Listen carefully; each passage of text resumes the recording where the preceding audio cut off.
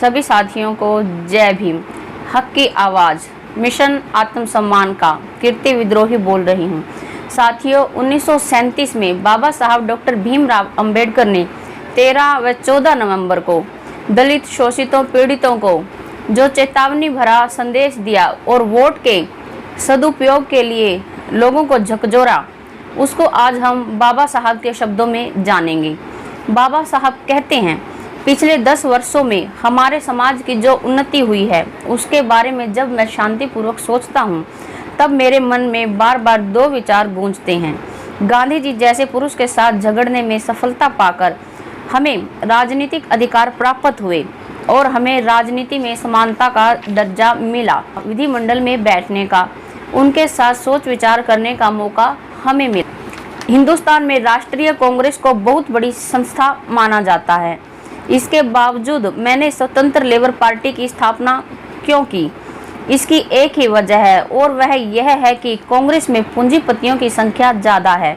वे अपना हित करवाने की जगह गरीबों का, कामगार का और किसानों का हित कभी नहीं करवाएंगे। इसी प्रकार कामगारों में एक और पक्ष का निर्माण हुआ है।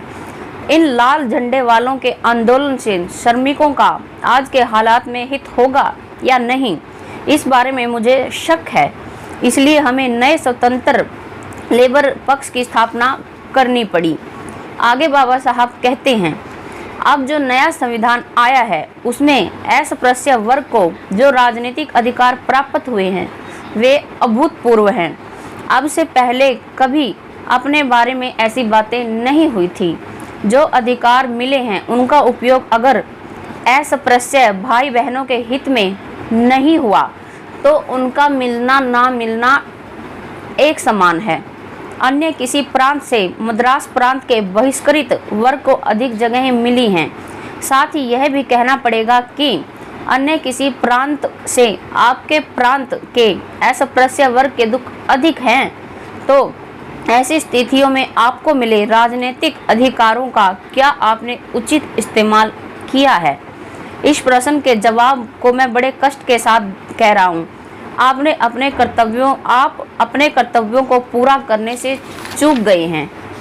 आपको अस्पृश्य कहने वाले, आप पर जुल्म करने वाले हिंदू हैं और कांग्रेस समूची हिंदू लोगों में ही व्यक्त है। उन्हीं के साथ अस्पृश्य वर्ग अगर मिल जाए तो सोचो कि आपके शिकायतें कैसे हल होंगी।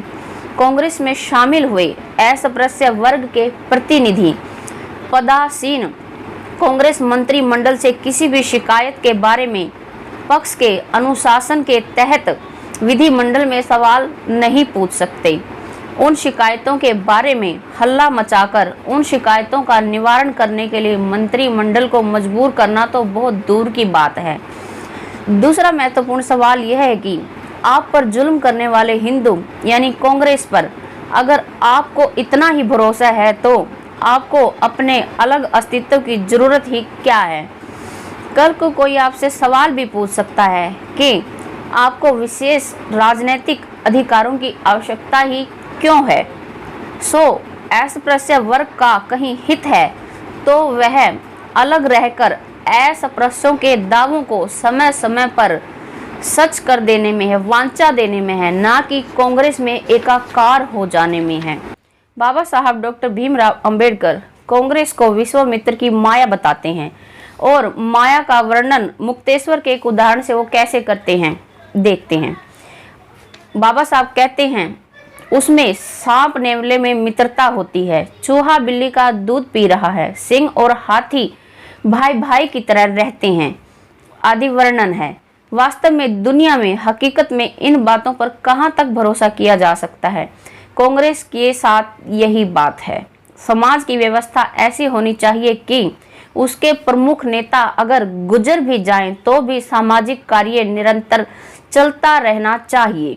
इस तरह की कार्य योजना हो तभी वह पक्ष या वह समाज दुनिया में वैभवशाली बन सकता है। साथियों, जो जानकारी आपसे साझा की गई है उसको वर्तमान परिप्रेक्ष्य में जोड़कर जरूर देखिएगा। आज बाबा साहब होते तो हमें किन से और कैसे आगाह कर रहे होते, इन सभी बातों के लिए आप अपना आत्म मंथन जरूर करिएगा।